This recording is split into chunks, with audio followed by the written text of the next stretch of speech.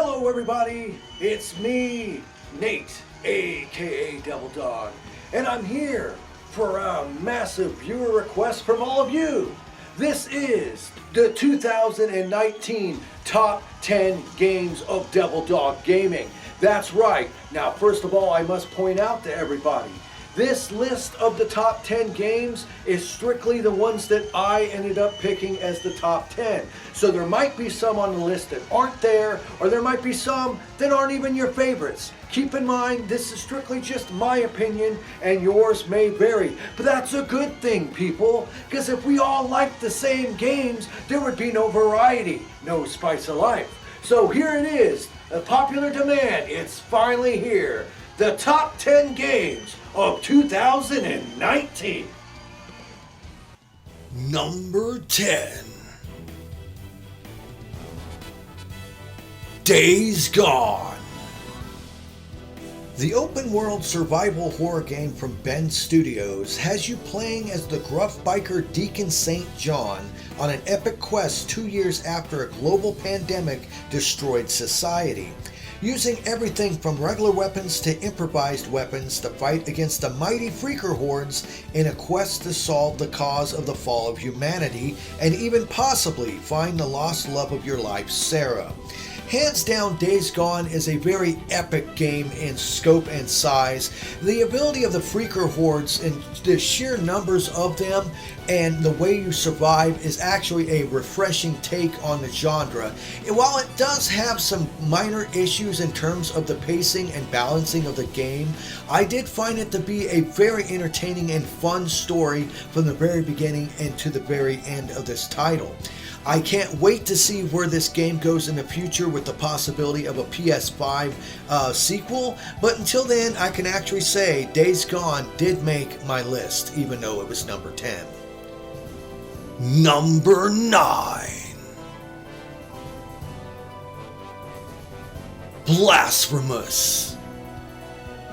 This punishing, fast-paced hack-and-slash side-scroller from Team 17 focused on a large, non-linear world with a variety of different landscapes and enemies where you play as the penitent one, a sole survival of the Silent Sorrow massacre, and it's up to him to free the world from its fate.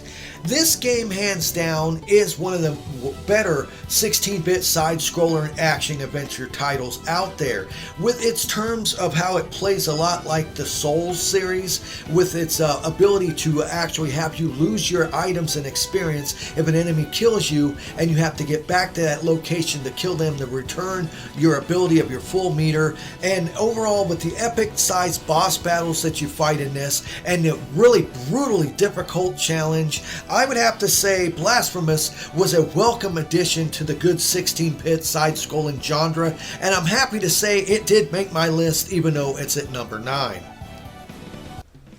Number 8. World War Z.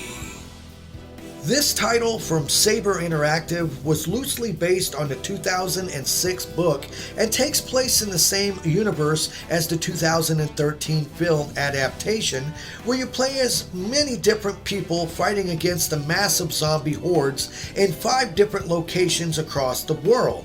With 6 different classes, different perks, and game modes, this 4-player co-op experience did a great job at making you feel the rush of dealing with the seas of zombie hordes. Hands down, the zombie mechanic of the hordes is very well done in this. In fact, I kind of like this one a little bit better in terms of the zombie hordes compared to like Days Gone. I found it to be a lot more frantic and more nerve-wracking of an experience in terms of constantly worrying about running out of ammunition and also making sure to keep in touch with your buddies in your group so you can keep each other alive through these missions. The only downside is I wish that honestly there was more levels to this title and a little bit more fluff in it instead of the bare bones experience you get.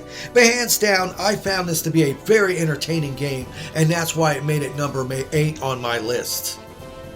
Number 7. Wreckfest. This high-octane racing title from the creators of Demolition Derby and Flatout is a smashing good time. With superb damage modeling that has location-based effects that affect the driving dynamics in uncannily realistic fashions, this racer features a very large selection of different vehicles to race and smash with. It has 3 different game modes from your career mode, an online mode, and even custom events and multiple tracks to race on. I found Wreckfest to be a very welcome addition to the classic racing, crashing, demolition games of yore, and it shows over the fact that the development team that made this knew what they were doing, and it is a fun, frantic game with a lot of good hard-hitting action, and the career mode has tons of different races in it as well. Everything from figure 8 races, demolition derbies, even racing motorized couches. This game has it all. It's a pretty good amount of content for the money that you pay. Number 6. The Outer Worlds. A spiritual successor to Fallout New Vegas from Obsidian Entertainment, The Outer Worlds, while being a much smaller experience compared to New Vegas due to its budgetary constraints, shows what a company can do with the right time and love for its own IP. The buttery smooth first-person combat and the initiative and the multitude of different game worlds to explore, weapons to use, and a unique AI companions shows a true love for this title. Now, the overall size and scope of this game isn't that grand, but that was due to the fact of the budgetary limitations that the company was working with. They are currently planning some DLC since this game was a hit, and I love the fact that when a company is allowed to make the game that they truthfully want to and they take the time with it, they can make a top quality game that is both visually appealing and, plays fantastic. And honestly, I thought this was a welcome addition to the first-person shooter genre, exploration genre, and I cannot wait to see in the future what Obsidian does with the DLC for this title, and that's why it made it number 6 on my list. Number 5. A Plague's Tale: Innocence. This action-adventure horror title from Obsobo Studios focused on a sister and her little brother's survival during the 1348 Inquisition and Plague, playing as Amicia and her little brother Hugo as they sneak past enemies using fire from her sling to solve puzzles and avoid the seas of disease-infested rats in this stealth-heavy, depressing, very story-driven title is a very harrowing adventure. This game is a underlooked game. This is a title that kind of was ignored by most of the general populace, and it is a shame because it is a superbly done, very challenging title that makes you really have to plot and plan the ability to get you and Hugo through these areas. Everything from just getting around the enemies to dealing with these massive rat hordes is so superbly done, and it's set in a very well developed, very depressing storyline that is very morbidly disgusting and disturbing. It really was a great title, and I recommend anyone plays it, and that's why it ranked number 5 on my list. Number 4. Bloodstained: Ritual of the Night. Alright, number 4 was the long-delayed Kickstarter-backed title from Artplay. It is a true love letter to the classic game Symphony of the Night, with a sprawling castle featuring multiple Metroidvania-style interconnecting areas. Bloodstained follows Miriam, a shardbinder, during the 18th century Industrial Revolution as she explores Jebel's castle, fighting challenging bosses and trying to stop Jebel from destroying the world. This game was delayed so many times, and it's one of the few times that a Kickstarter-backed project actually seen fruition and turned out to be very, very good. Don't get me wrong, it does have its flaws, but overall, for the sprawling size, the amount of difficulty, the amount of different challenging bosses, and the sheer number of different abilities and weapons and armor that Miriam learns throughout her adventure makes this a welcome addition to the Metroidvania-style game, and I am glad to say that it was number 4 on my list. Number 3. Devil May Cry 5. Number 3 is the 6th installment to the DMC series from Capcom, once again following Dante and Nero, along with new character V, in the fast, frantic, combo festive beat-em-up hack and slash that we all wanted. This time Dante and company team up with the fight against Urizen, who steals Nero's arm fairly early on. Now, this adds a fantastic ability to Nero being able to get different robotic arms that allows him different abilities throughout the adventure. And as you play through certain levels, you will play as different characters, switching them, and sometimes that might lead to certain people not liking certain levels because you're forced to play as a character. But I actually liked the new character V, and I loved where they went with this game.